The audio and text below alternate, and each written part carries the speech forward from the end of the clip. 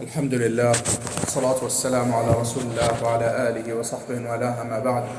Honorable Sheikh, Dr. Abu Abdullah, Abdurrahman, Al-Omaisan, may Allah preserve and protect him for us. He, حفظه Allah, started with mentioning that Allah subhanahu wa ta'ala has obligated upon us and made it a pillar in every prayer to recite Surat Al-Fatiha. In every rak'ah, in every unit of every prayer, it is a pillar to recite Surat Al-Fatiha. Surat Al-Fatiha, the first chapter in the Quran, and the most noble chapter in the Quran, the most virtuous chapter in the Quran. Allah subhanahu wa ta'ala obligated upon us to recite it. Allah subhanahu wa ta'ala has made, and in Surat Al-Fatiha, it encompasses in the general sense everything that is in the Quran. When you recite Surat Al-Fatiha, you recite and you read things that are in general, that is everything in the Quran, all of the meanings that are in the Quran. And then the more specific and the details you find in the rest of the Quran and the other chapters of the Quran. Surah Al-Fatiha, Allah subhanahu wa ta'ala has called it and named it As-Salah, the prayer, because of its importance and because of the fact that it is recited in every unit, in every prayer. Allah subhanahu wa ta'ala has called it As-Salah, the prayer, as in the hadith Al-Qudsi, that Allah subhanahu wa ta'ala says, I divided the Salah, the prayer, between me and my servant.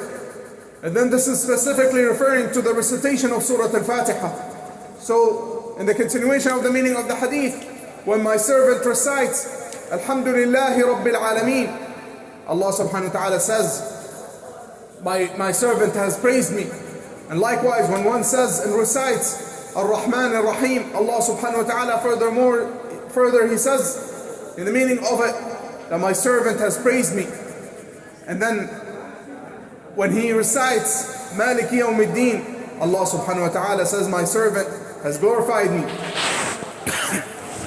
And then when one recites Iyaka na'budu wa iyaka nasta'een, Allah says, this is between me and my servant. And when one recites Ihdina as-Sirat al-Mustaqim, Allah subhanahu wa ta'ala, he says, as in the meaning of the hadith, that this is for my servant, and my servant will be given what he asks.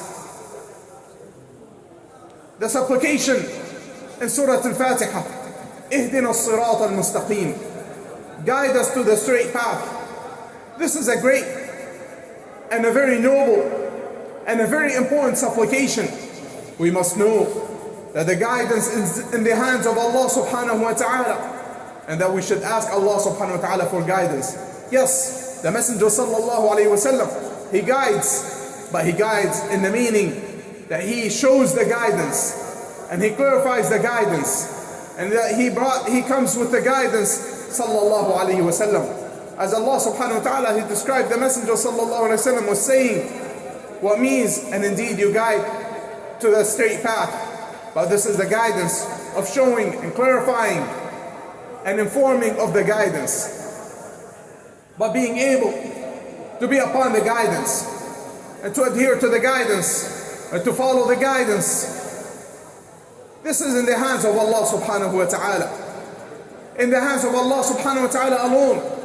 So it is upon us to ask Allah subhanahu wa ta'ala for guidance, to ask Allah subhanahu wa ta'ala to show us the guidance, and to allow us to be upon the guidance, and to allow us and permit us to steadfast and remain upon the guidance. And know that you cannot guide your children, you cannot guide your wife. Yes, you can show them the guidance, you can, in the meaning of advising them and calling them and reminding them and admonishing them. But then when it comes to being upon the guidance, accepting the guidance and steadfastness upon the guidance, then this is in the hands of Allah subhanahu wa ta'ala. And therefore you should ask Allah subhanahu wa ta'ala to guide you. And you should ask Allah subhanahu wa ta'ala to guide your wife, to guide your children, to guide your families. This is in the hands of Allah subhanahu wa ta'ala. You should ask Allah subhanahu wa ta'ala. And that's why Allah subhanahu wa ta'ala legislated for us to supplicate and ask Him subhanahu wa ta'ala in every unit of every prayer with this supplication, to ask Allah subhanahu wa ta'ala to give you guidance, to make you upon guidance. Allah subhanahu wa ta'ala said to the Messenger sallallahu alayhi wa sallam regarding his uncle, Allah subhanahu wa ta'ala said in the meaning of the ayah, indeed you do not guide one you love, but Allah guides whomsoever He wills. So even the Messenger sallallahu alayhi wa sallam is unable to guide, in the meaning of allowing to be upon the guidance and accepting the guidance and remaining upon the guidance, steadfastness upon the guidance. So this is a great supplication to ask Allah subhanahu wa ta'ala to guide you. To guide you to what? To guide you to the straight path. Al-Surat Al-Mustaqim, the straight path. Imam Al-Tabari rahimahullah, he mentioned in his tafsir that it is called the straight path because there is no deviation in it. Because it is a path that is straight. There is no going right and left. There is no deviation. There is no going astray in it. And rather it is a straight path. Some of the Salaf, Ibn Mas'ud radiyallahu anhu, he was asked, what is the straight path? And he mentioned that it is the path that the Messenger sallallahu alayhi wa sallam was upon, and it leads to the paradise. Its end is in the paradise. This path, the straight path, is adhering to the book of Allah and the sunnah of the Messenger sallallahu alayhi wa sallam. Allah subhanahu wa ta'ala said in the meaning of the ayah, today I have completed your religion for you and perfected my favor upon you, and I am pleased with Islam as a religion for you. Ibn Abbas radiyallahu anhuma, he said Allah subhanahu wa ta'ala has completed the religion, so there is nothing to add to it. And Allah perfected the favor with this religion, so one cannot remove anything from it. And Allah is pleased with Islam as a religion. And so Allah subhanahu, nothing else pleases Allah subhanahu wa ta'ala other than the religion of Islam. This is the steadfastness, and this is the meaning of the straight path, to be upon the book of Allah, the sunnah of the Messenger sallallahu alayhi wa sallam. Abu al-Ali rahimahullah, he explained that it is the Messenger sallallahu alayhi wa sallam, that the straight path, the Surat Al-Mustaqim, that it is the Messenger sallallahu alayhi wa sallam and his two companions, Abu Bakr and Umar, may Allah be pleased with them. Al-Hasan al-Basri rahimahullah was asked about the statement of Abu al-Ali, and he said yes, he said the truth and he had truly advised.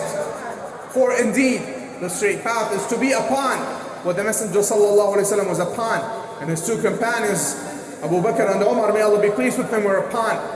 This is the straight path, to be upon what the Messenger sallallahu alayhi wa sallam was upon, and what his companions, may Allah be pleased with them, were upon. To worship Allah subhanahu wa ta'ala alone, and to do all of the acts of worship sincerely for the sake of Allah subhanahu wa ta'ala, and to do them in accordance to the way of the Messenger sallallahu alayhi wa sallam, and to beware, to stay away from innovations. To stay away from innovations. For any act of worship to be accepted, it must have those two conditions. It must be done sincerely for the sake of Allah subhanahu wa ta'ala, and that it is done in accordance to the way of the Messenger sallallahu alayhi wa sallam. And likewise to be upon the way of the companions, may Allah be pleased with them. For indeed they were upon the way of the Messenger sallallahu alayhi wa sallam. And Allah subhanahu wa ta'ala in the Quran, He commanded us to be upon their way.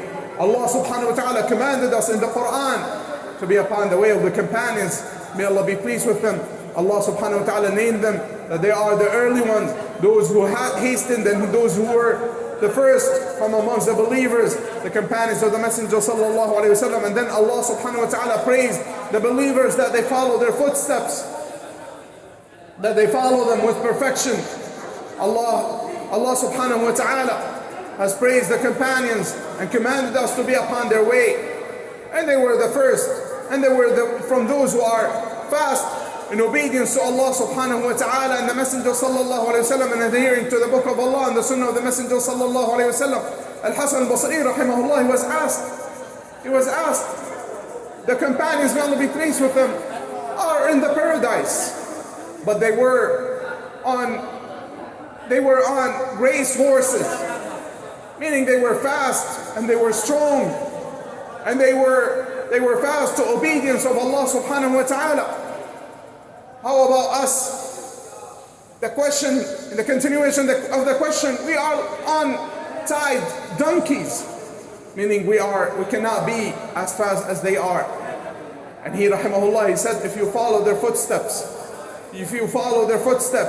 then you will end up where they are, meaning with them in the paradise.